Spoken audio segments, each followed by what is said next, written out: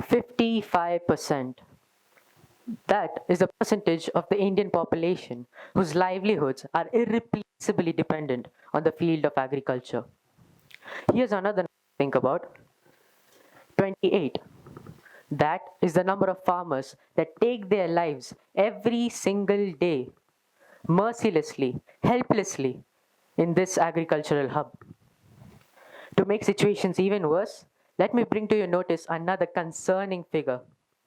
If we compile the data from the National Crime Records Bureau yearly reports on accidental deaths and suicides in India, we find that nearly 4 lakh farmers, I repeat, 4 lakh farmers take their lives in India between 1995 to 2018. The situation is worse elsewhere as well, where, let's take the USA for example. We see a University of Iowa research report that clearly states the suicide rate amongst farmers and ranchers was on average 3.5 times higher than that of the whole population between 1992 and 2010. 3.5 times. It's very clear that the agrarian sector is losing people. Take, for example, the 50-year-old farmer who owned 6 acres of land in the village of Chaukunti. He had a loan from a moneylender a few years prior. However, between apathetic crops and plummeting groundnut prices, he soon was able to figure out that he couldn't pay his loan. So, on March 4th, on Mahashivratri Day in 2003, he took his own life. To repay their debt, the widow sold half of her land holdings and now works as an agricultural laborer without any familial source of income. Another farmer's narrative is even more awful. You see, his wife was unwell, so naturally he took a loan of rupees 70,000 from multiple moneylenders to treat her disease. However, by the sheer powerlessness of his situation and by the sheer humiliation that he faced, he took his own existence. Left his wife alone with 2 kids. Put yourself in her shoes. Can you imagine what she must have been going through? Already, she was challenging herself in the loss of her husband. The grief was monumental.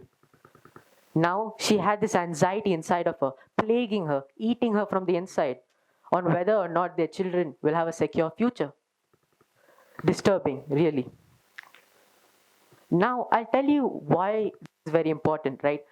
Contributing to 4% of the world's GDP and up to 25% of the GDP in least developed countries, agriculture is essential to economic growth. It fuels food security and it provides a vital source of nutrition and creates a plethora of job opportunities in nearby sectors as well, such as food processing, but not only in the conventional farming field. It creates revenue for that area, and sometimes this revenue might be export revenue, so foreign exchange is secured for the governments to use worldwide. And it does all of this while also providing raw materials for industrial use. The list goes on, really. But by far the most significant significance is that it gives meaning, it gives definition to the life of the everyday superheroes we call farmers. It gives them a reason to wake up every day, get out of bed, something that they're excited to do. But not so much these days.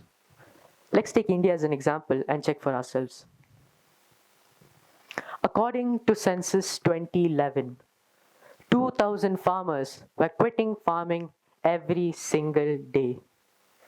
74% of the rural households' income in 1970 was coming from agriculture. Now, in 2015, 45 years later, that percentage shrank down to a staggering less than 1/3. So yes, the short answer is they are quitting. But why again? Is it because their jobs are tedious? Is it because their jobs are excruciating? Imagine you're a farmer.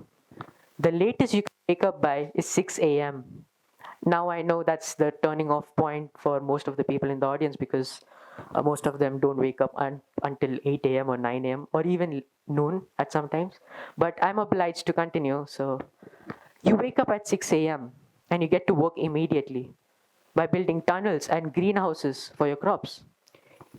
In the next hour, what you do is you water the acres of land that you have, and in the one after, you start weeding your crops. Approximately 9 a.m., that is when your happiness strikes because you get to harvest your hard work. But even after that, you have to wash it out thoroughly and vigorously. And don't forget to pack it into boxes because how else are you going to earn money? When noon strikes, so does your dedication because you have to seed in the next batch of crops while you have to apply physically by hand fertilizers to every single already existing crop in your farmland. You have to do all of this under the toasty sun while maintaining there are no disturbances in your field whatsoever.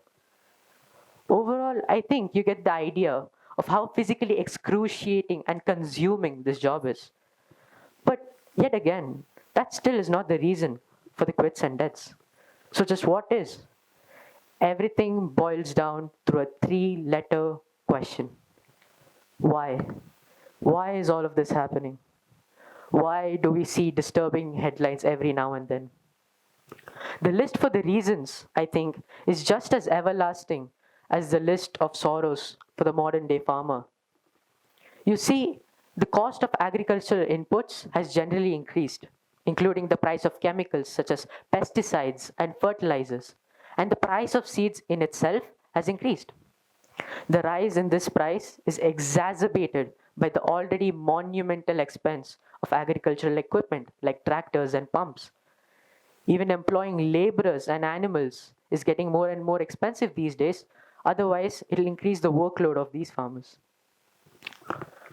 Moreover, according to statistics from National Crime Records Bureau, 2,474 farmer suicides out of the 3,000 examined in 2015 were directly associated to bank debt. Yes, these statistics show very clear correlation between loan distress and farmer suicides. And if you think about it, it does make sense. Maharashtra and Karnataka have the highest rate of farmer suicides and also the highest rate of farmer suicides due to loan distress. That just couldn't be a coincidence now, could it? So, what can be done? That's a very beautiful question, bringing out the true meaning of Imaginovation in its purest sense. On thinking for a couple of nights, quenching the thirst for my problem solving self, I present to you an omnipresent app. Let's innovate a little on it, shall we? Let's call this app Seekaboo. Like Peekaboo, but this time it actually has some meaning. It stands for self-care buddy. I know the name sounds kiddish, and rightfully so, because if there was ever an app called Seekaboo, I would want its main aim to kindle childlike happiness amongst its recipients, starting out with farmers, of course. So, what does the Seekaboo app have? Well, it has a cauldron of features, starting out with psychological assistance. So the hard workers have someone to discuss their situation with as and when necessary, so that they are not forced to believe the virtue of loneliness. Close ones who have also lost their nears and dears to this mental battle can avail the service to cope up with the trauma. The experts can be certified professionals and will be available 24/7. The next feature I would like to talk about is education programs specific to that profession. So in this case, farmers, they will be taught about government efforts and schemes. So they reap the best out of it, and these efforts don't go by unnoticed. They'll also be taught on how to adopt optimum financial habits, and also will be taught about the rules and laws in the field of agriculture, so that any malpractice is destroyed at its very development stage. Now, I know most of you guys will be thinking that this app is impractical, right? Because where's the money coming in? Where's it going? To that, I say donations can be received from any people supportive of the cause, any and all. And sometimes even these donations can be converted into financial incentives to be given to farmers at their most critical times. Trust me, they need it. The app will also be home to several effective and popular stress relieving activities. And farmers can access all of this for free at the cost of a single click, living on the terms of a non-profit organization. Now, you may ask me, Yashraj, what if these farmers are cut off totally from the world? What if they lack access to any electronics? And what if they have no signal in the area at all? To that, I say, let's put all of our hopes and get all our hands on the man's best informer, the newspaper. Yes, you heard me right.